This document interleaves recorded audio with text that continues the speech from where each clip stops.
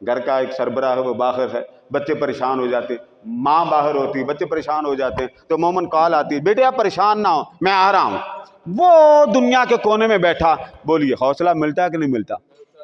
जब आप इस टेक्नोलॉजी के छोटी सी मिसाल से समझ गए, तब आप अंदाजा करें रब की कुर्बत की टेक्नोलॉजी का आलम क्या होता होगा।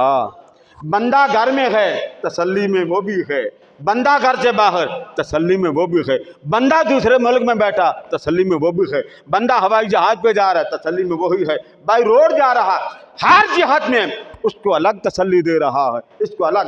अब ये जो करीब और बईद का माना आपने मोबाइल से समझ लिया, जिस तरह मोबाइल जितना करीब होगा उसका मफहूम ये कि वो बंदा उतनी करीब, वो बात डायरी लिख रहा है बेटा, बाप देख रहा है कैमरे से बच्चा क्या लिख रहा, वो उसकी इन्फॉर्मेशन ले रहा, वही बाप अपनी बेगम की भी मालूमात ले रहा, कुकिंग कैसी कर रही है मेरी बेगम कर, वो उसकी भी मालूमात ले रहा, वहाँ कैमरा दूर है, वो जो गेट पे खड़ा वहाँ कैमरा उससे भी दूर।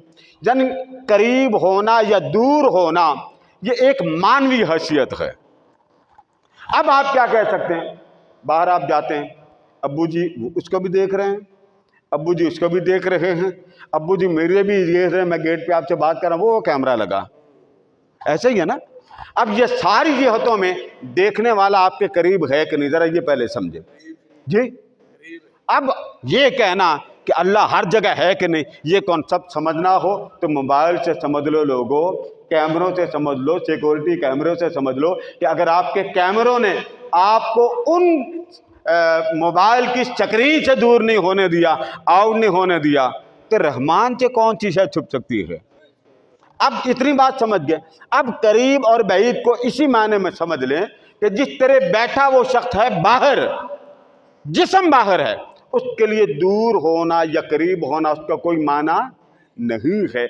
ऐसे ही अल्लाह पाक का करीब होना और दूर होना ज़ाहरी अजसाद से पाक है।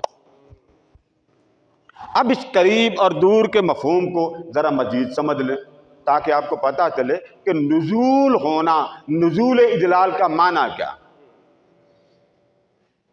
याद रखें कुर्बत के 3 माने होते, एक तो ये मैंने समझा दिया, इसमें दूर होना, नज़दीक होना अल्लाह की शान के मुताबिक, वो उसकी शान के मुताबिक, वो हमारे फहम में नहीं आ सकती। एक कुर्बत होती है जिस कुर्बत में बंदे को अल्लाह तबारक व तआला अता करता, वो कुर्बत इहाता।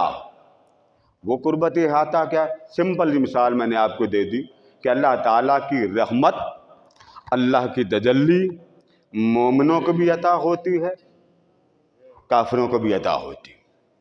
उसकी सारी कायनात उसके कब्जे कुदरत में है, उसके इहाता में, ऐसे ही जैसे मोबाइल या सिक्योरिटी कैमरा किसी बड़े निगरान के कब्जे में होता।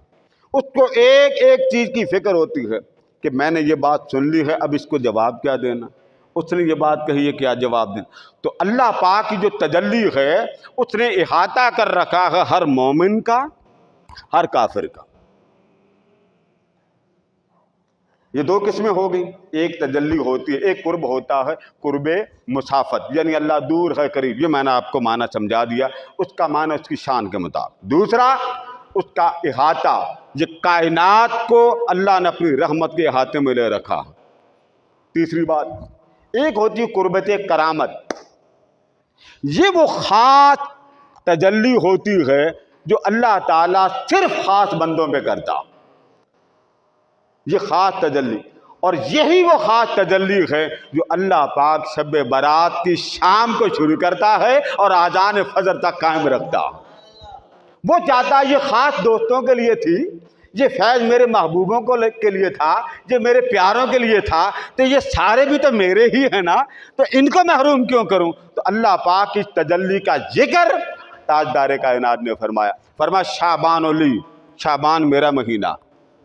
तो आका आपका महीना तो करम क्या होगा? फरमाया इसमें एक रात ऐसी है मेरा बंदा उसके हुजूर खड़ा हो जाए, रब उसके सारे गुनाहों को माफ़ कर देगा। शाबान में एक रात आई, उसको जाहिर कर दिया, रमज़ान अल्लाह का महीना, शब लैलतुल क़द्र को छुपा दिया।